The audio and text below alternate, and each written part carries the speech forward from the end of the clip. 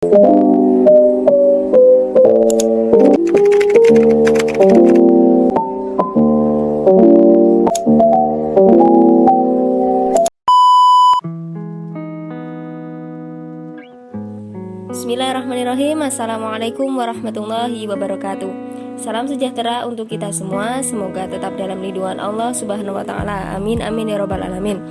Sebelumnya perkenalkan, saya Ana Budi Listiani dari kelas HKI 3A, NIM 126102211017. Selanjutnya video ini dibuat untuk memenuhi tugas ujian akhir semester mata kuliah Sejarah Peradilan Islam, Fakultas Syariah dan Ilmu Hukum UIN 1 Tulungagung.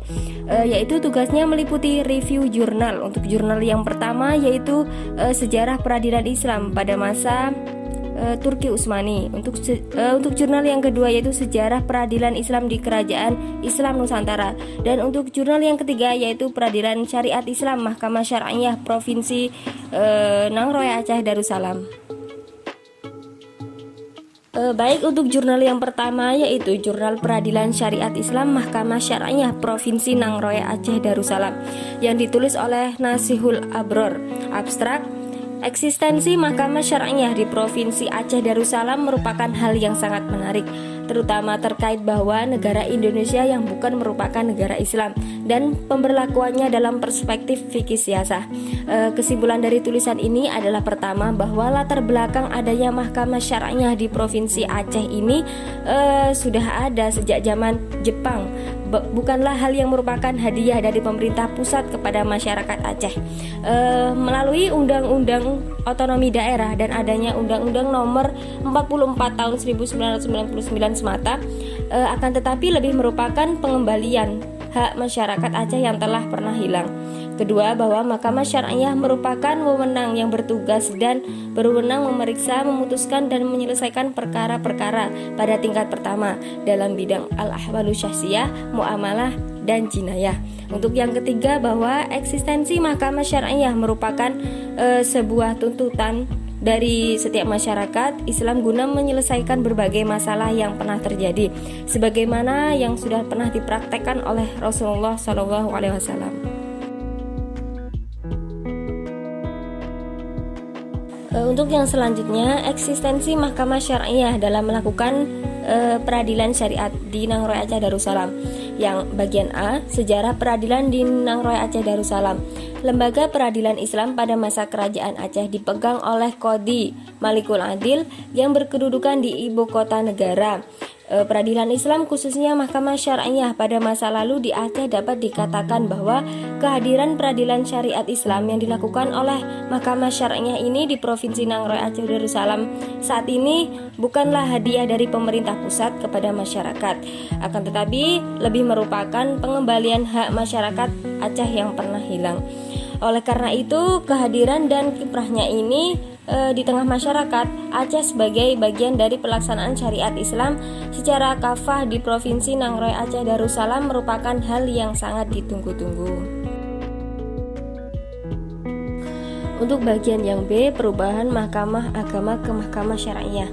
Secara historis, peradilan Islam di Aceh telah melalui 6 era. Untuk yang pertama, masa kerajaan Aceh di mana setiap kawasan ditemui seorang Qadhi Ulebalang yang memutuskan perkara di daerah tersebut. Untuk yang kedua, masa kolonial Belanda di mana peradilan agama pada zaman kolonial Belanda merupakan bahagian dari pengadilan adat. Untuk yang ketiga, masa penjajahan Jepang di mana pada masa penjajahan Jepang ini penduduk Jepang keadaannya peradilan agama di Aceh atau di Indonesia tetap sebagaimana yang telah dilaksanakan semasa kolonial Belanda.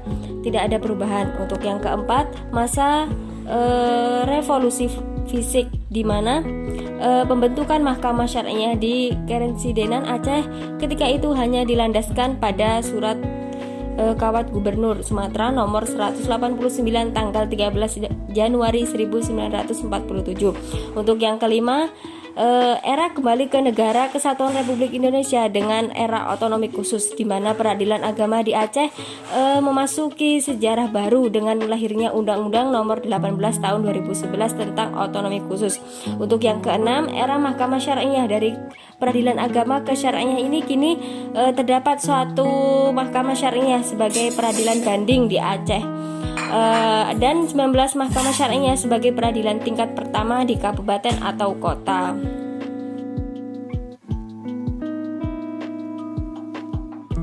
C. Kanun yang dihasilkan dari pidana. Mahkamah Syariah menurut Kanun Nomor 10 Tahun 2002 mempunyai wewenang bertugas dan wewenang memeriksa, memutuskan dan menyelesaikan perkara-perkara pada tingkat pertama dalam bidang al-ahwalu syahsiyah, muamalah dan jinayah.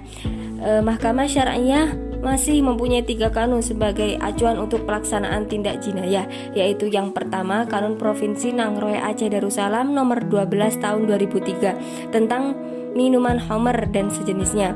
Untuk yang kedua, Kanun Provinsi Nangroe Aceh Darussalam Nomor 13 Tahun 2003 tentang maisir atau perjudian.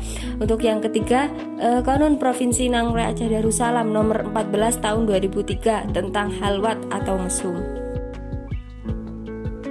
Untuk bagian yang D, analisis fikih siasah terhadap keberadaan Mahkamah Syariah di Provinsi Nangroe Aceh Darussalam. Analisis fikih siasah terhadap keberadaan Mahkamah Syariah di Provinsi Nangroe Aceh Darussalam merupakan menunjukkan bahwa keberadaan atau eksistensi Mahkamah Syariah merupakan sebuah tuntutan dari masyarakat Islam yang memiliki suatu sistem peradilan al-qadha yang harus diselesaikan untuk menyelesaikan permasalahan-permasalahan atau pertikaian-pertikaian yang terjadi dalam masyarakat, sebagaimana yang telah dipraktekkan oleh Rasulullah dalam menjalankan peradilan. Untuk yang E, pelaksanaan peradilan syariat di Provinsi Nangroe Aceh Darussalam. Pelaksanaan peradilan syariat yang dimaksud melalui Mahkamah Syariah yang berwenang memeriksa perkara-perkara umat Islam di provinsi tersebut berdasarkan hukum Islam yang berlaku di Indonesia dalam konteks hukum nasional. Dalam konteks hukum nasional ini, semua tak lepas dari bingkai pembaharuan hukum pidana Indonesia. Tujuan dibalik pelaksanaan peradilan dalam Islam adalah bertindak sebagai pencegah untuk merubah sikap para pendengar dan untuk menyelamatkan masyarakat. Baik, untuk rincian jurnal, Nasihul Abror sebagai penulis jurnal, tahun terbit 2020, judul jurnal Eksistensi dan Kewenangan Mahkamah Syariah dalam Mengadili Tindak Pidana Jinayah di Provinsi Nangroe Aceh Darussalam. Jurnal Hukum Pidana Islam Volume 6 Nomor 1. Kelebihan dan kekurangan. Yang pertama, memaparkan materi secara jelas dan rinci. Yang kedua, menggunakan bahasa baku dan mudah untuk dipahami. Yang ketiga, belum ada materi yang menjelaskan secara detail terkait penelitian yang dilakukan. Baik, yang selanjutnya untuk jurnal yang kedua yaitu Sejarah Peradilan Islam di Kerajaan Islam Nusantara yang ditulis oleh Ismanto dan Suparman. Pendahuluan, walaupun merupakan bagian integral syariah Islam dan memiliki peran signifikan, kompetensi dasar yang dimiliki hukum Islam tidak banyak dipahami secara benar dan mendalam oleh masyarakat, bahkan oleh kalangan ahli hukum sendiri. Sebagian besar kalangan beranggapan, tidak kurang diantaranya kalangan muslim, mencakupkan kesan kejam dalam konsep hukum Islam. Untuk selanjutnya, periodisasi peradilan Islam di Nusantara pada masa awal. Sejarah pembentukan peradilan agama di seluruh Indonesia pada masa penjajahan Portugis, Belanda, dan Jepang harus dikaji berdasarkan sejarah masuknya Islam ke Indonesia pada abad ke-13. Pada abad ke-7, penerapan hukum Islam bukan hanya pada pelaksanaan ibadah-ibadah tertentu saja, melainkan juga diterapkan pada masalah-masalah muamalah, munakahat, dan ukubat. Dalam hal penyelesaian masalah muamalah, munakahat, dan ukubat diselesaikan mulai peradilan agama. Walaupun secara yuridis lembaga peradilan agama belum ada, tetapi dalam praktiknya telah ada penerapan peradilan agama dalam proses penyelesaian perkara-perkara tersebut. Untuk selanjutnya, periode sebelum Belanda. Periode sebelum adanya kolonial Belanda itu terdapat 3 periode. Yang pertama periode tahkim, yang kedua periode al-ahwali wa al-aqli. Yang selanjutnya yaitu periode Tauliyah.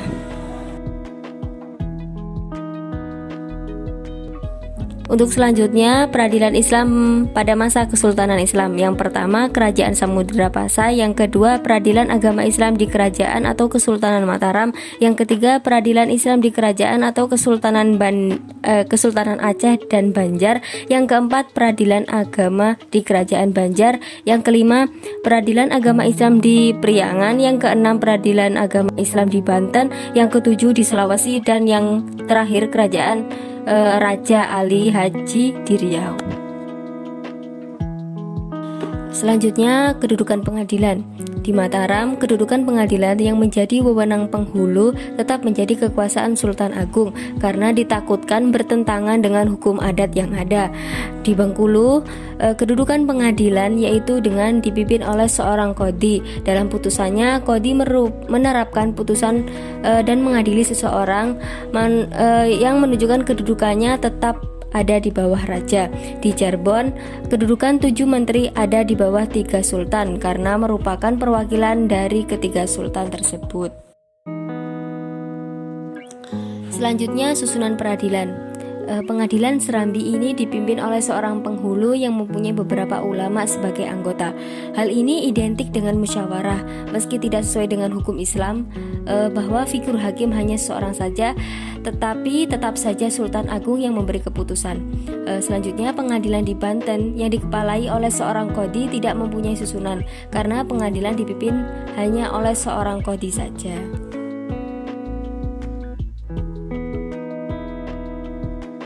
Untuk yang selanjutnya, kekuasaan pengadilan.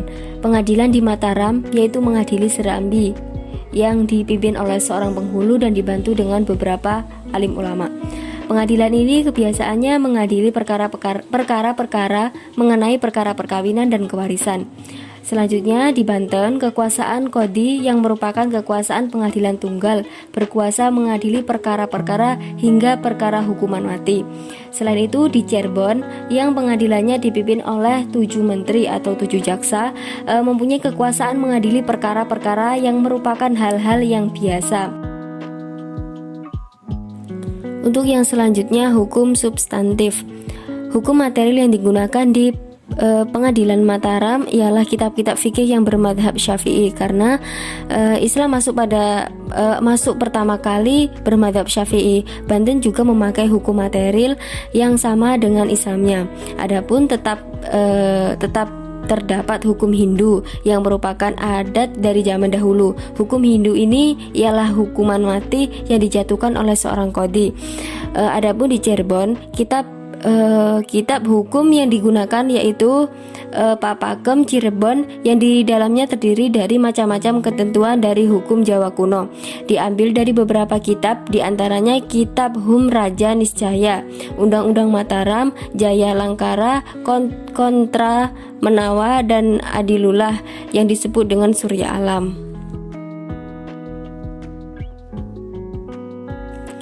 Selanjutnya, mengenai rincian jurnal. Penulis jurnal Ismanto dan Suparman, tahun terbit 2019, judul Sejarah Peradilan Islam di Nusantara pada Kesultanan Islam Prakolonial.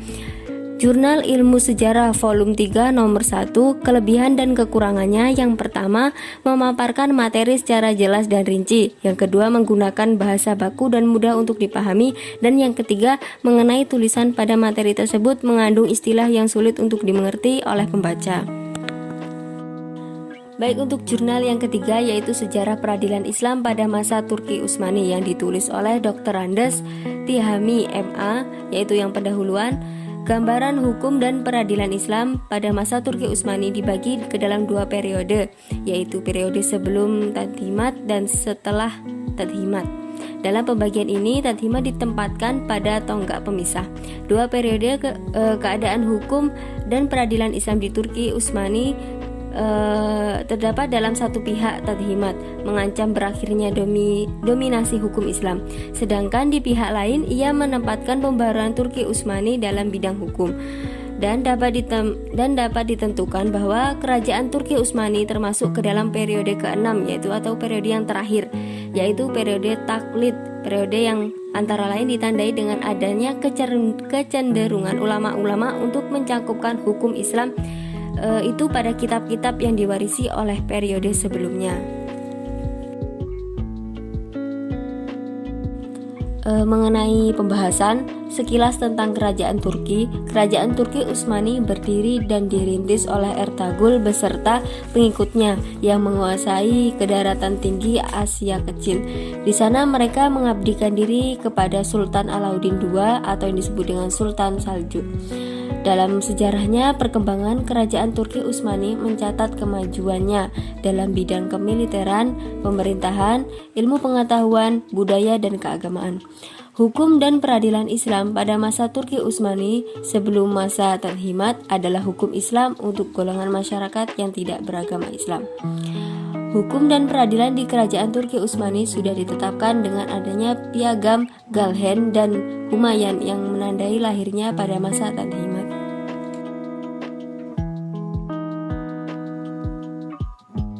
Selanjutnya mengenai rincian jurnal. Penulis jurnal Dr. Andes Tihami MA, tahun terbit 1994, judul Hukum dan Peradilan Islam pada Masa Turki Utsmani, Jurnal Al-Qalam volume 10 nomor 50. Kelebihan dan kekurangannya menurut saya yang pertama, memaparkan materi itu secara detail. Yang kedua, dalam hal kekurangan, mengandung istilah yang sulit dimengerti oleh pembaca. Dan yang ketiga, bahasa yang digunakan susah difahami, dan bahasa yang digunakan itu sering berulang-ulang.